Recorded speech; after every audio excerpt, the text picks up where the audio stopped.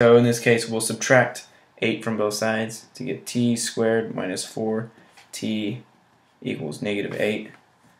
Step 5 is to add b over 2a quantity squared, add b over 2a squared to both sides. So if we're doing that here, we're going to be adding 4 because we calculated it all out. B over 2a turns out to be 4, so plus 4 to both sides. To have t squared minus 4t plus 4 equals negative 4, because negative 8 plus 4 is negative 4. And then what we could do is factor this.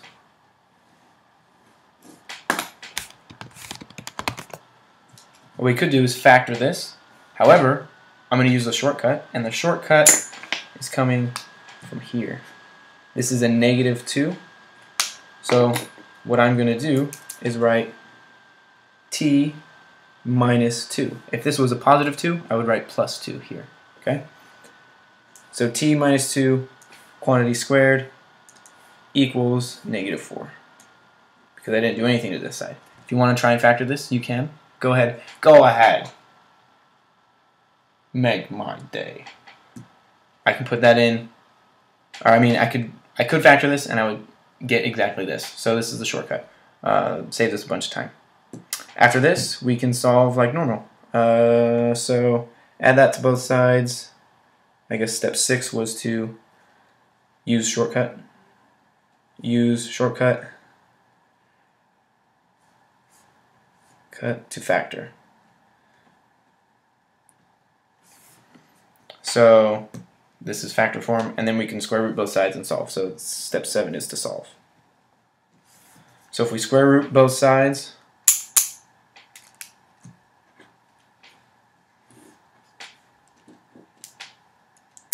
we'll have t minus 2 equals plus or minus, don't forget plus or minus, square root of negative 4, that's an imaginary number, so t minus 2 equals plus or minus 2i, and then add 2 to both sides, t equals 2 plus or minus 2i. That's 2t, no, 2i, sorry, 2i, that's supposed to be an I. It's supposed to be an I. It is an I. Yeah. I get so distracted by that thing. I hope you guys don't. Yeah, so these are our answers. T equals 2 plus 2i and 2 minus 2i. And those, again, both parts are coming from the plus or minus factor, the plus or minus thing from the square root. That's what gives us our 2 answers. And it's a quadratic equation, so we should get 2 answers. Alright? Simple. We can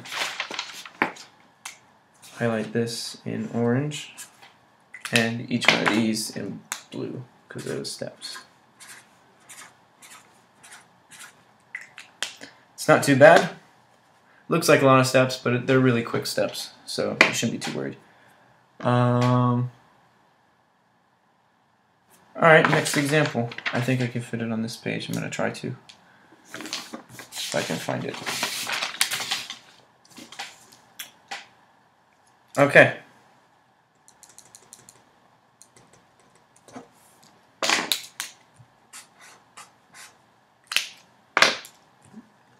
P squared plus 3p plus 2 equals 0.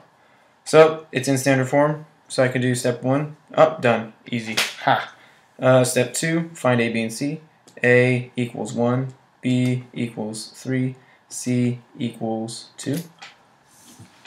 I can move all of that up. And then the next step is to get the constant over, right? Or, no, we can find the B over 2A quantity squared term first. It's actually better because we just wrote down A, B, and C. Why not find it already? Alright. 3 over 2 times 1 quantity squared. So that's just 3 halves squared. It's important to write this part down because we're going to use what's inside this for the shortcut. So this is 9/4. Okay, next step, move constant over. So p squared plus 3p equals -2. That's step 4. Step 5 is to add b over 2a quantity squared to both sides. So I'm going to add, what did I do? Yeah, green. Plus 9/4 plus 9/4. And I'll have p squared plus 3p plus 9/4 equals, what is 9/4? 9/4 plus -2. I can get a common denominator by multiplying the top and bottom by 4, right? Is that how I'm doing it? 9/4. Something feels wrong. Minus 8/4. Is that right? So 9/8 equals 1/4. And so this is 1/4. Is that what I have? Yeah. Alright, now we could factor this right here. But this is a fraction, and we're going to try and multiply what times what gives me 9/4, add it together equals 3. I don't know. That's why I'm going to use the shortcut. Whatever's inside here, it's the b over 2a part. It's positive, so I'm going to write p, whoops, not red, p plus 3/2 squared equals 1/4. This is the shortcut for factoring. Use it a lot. I hope that's not there for all of these videos. That'd be terrible. So square root both sides, just like we've been doing. We'll have p plus 3/2 equals plus or minus square root of 1/4. This simplifies to just 1/2, so I can do plus or minus 1/2. And then I'll subtract the 3 halves from both sides. And then I'm going to start working up here. So, can you see all that? Perfect. P, that was weird, equals -3 halves plus or minus square root of 1/4 is 1/2. And then I'm going to separate them up. -3/2 plus 1/2. And -3/2 minus 1/2. And you know where these came from. I'm just going to do it to be consistent. There's the minus and the minus there. So let's see, what p equals -3, so -2, which reduces to -1. We'll have -2/2 reduces to 1. And negative and a negative, so you add. So -4 divided by 2 is -2, sorry. Is that what I have? Huh. Did I do something wrong? Nope, I'm good.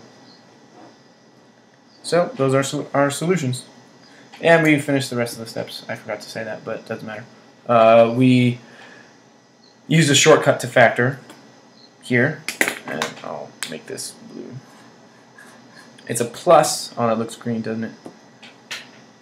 We have a positive 3 halves, so we write plus 3 halves, quantity squared, for our shortcut. And then continue on to solve. Pretty simple. The reason I showed you the shortcut is because I'm not going to be able to factor this easily, the fraction. And there's going to be another example just right now that you're going to use a shortcut again.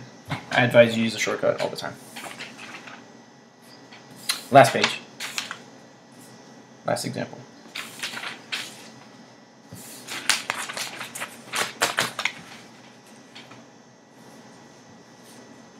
Alright.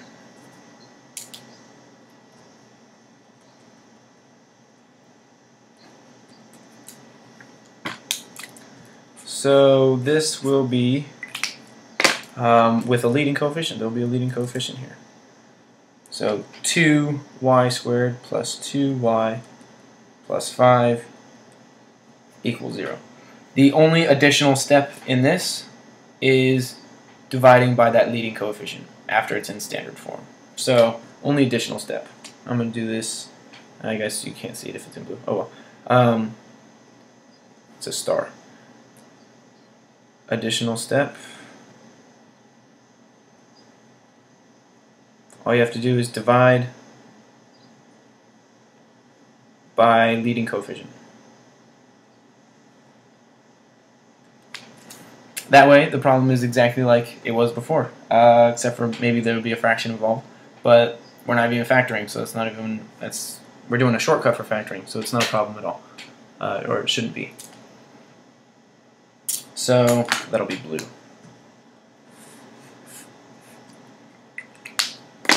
So what do we have? If we're dividing by the lead coefficient, we'll divide by 2, and we'll divide everything by 2. Which means we'll end up with y squared plus y plus 5 over 2. Another fraction, doesn't matter, we're using a shortcut. 0 divided by 2 is still 0. And now we can follow all the rest of the steps, finding a, b, and c. A is 1, b is 1, c is 5 over 2.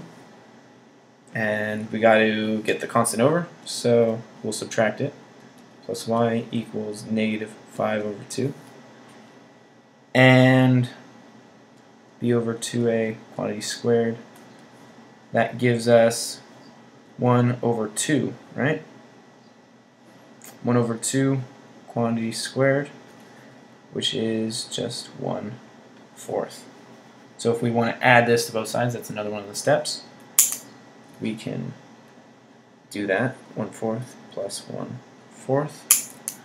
So we'll have y squared plus y plus 1/4 equals, I'm going to take it back to the scratch paper.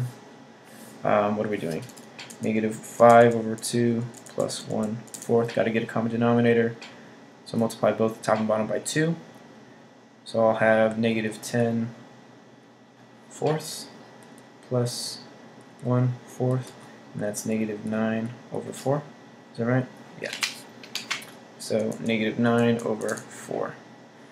I could factor this, or I can use the shortcut, taking what's inside the parentheses for this b over 2a part. I'm taking the b over 2a, not the squared part, to factor this. This is positive, so I'm going to write y plus 1/2 quantity squared equals, and we didn't touch this side, so negative 9/4. So this positive part came from here. Okay? That's the shortcut. It'll save you a lot of time. And then we can solve the way we've been doing, square rooting both sides to get, here I'm going to move this up a little bit, there. Y plus 1/2 equals plus or minus, we're doing square root, so you have to do plus or minus, negative 9 over 4, and then subtract 1/2 from both sides. Y equals negative 1/2 plus or minus, this will be I, because I have a negative. I times square root of 9 is 3. Square root of 4 is 2. Or, let me separate them, equals negative 1/2 plus 3/2 I. We usually write the I second. I think you guys already know that from other lessons. And then negative 1/2. Whoops, not plus. We're doing the other one. Minus. Minus 3/2 I. And lastly, there's the minus. And can you see that? Plus. Can you see? Can you see? And those are our answers. Completing the square. This is the completing the square part. The rest is just solving. So we're solving quadratic equations by completing the square. Hope that's clear. Last time.